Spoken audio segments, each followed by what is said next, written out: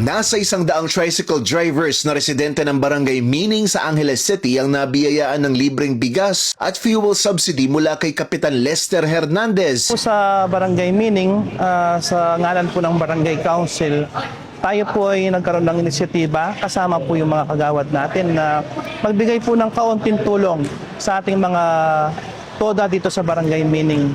Dahil nararamdaman po natin yung hinaing nila sa araw-araw, alam naman po natin na nagkaroon tayo ng krisis sa gasolina po sa pagtaas ng presyo. Kaya po, minarapat po ng Barangay Council na kung ano po yung makakaya niyang maiabot na konting tulong.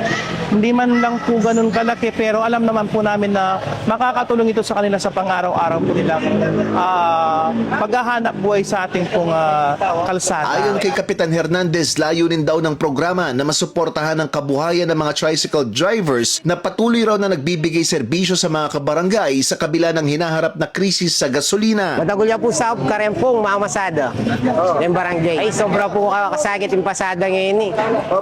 Dahil po kareng siguro metong na pong getang malinggas. Kaya po metong labang makakaibagyaretang abeta mong mamasadang di pamilya makipag-boundary. Kaya po madagula sa hanggang po ditak po. Bakal pong salamat kay Kapitan Tamo. Kaya kami pong kapitan, makasadyaya po lagi kayang nanuman pong krisis sa daratang kaya kaming baryo, lalong-lalo na po rin ang kabaryo ni. Hindi pong babiyan ng saupa niyan kareng metoda members, maragulya pong saup karela ini, lalong-lalo na dakal pong sasaing king aldoldong biyahida po na eya po sapat itang panakitan da keng aldoldo, ulipin pong keng katas na puning diesel at gasolina. Para sa One Balita Central Luzon, ako si Jim Hipolito, laging on call sa balita.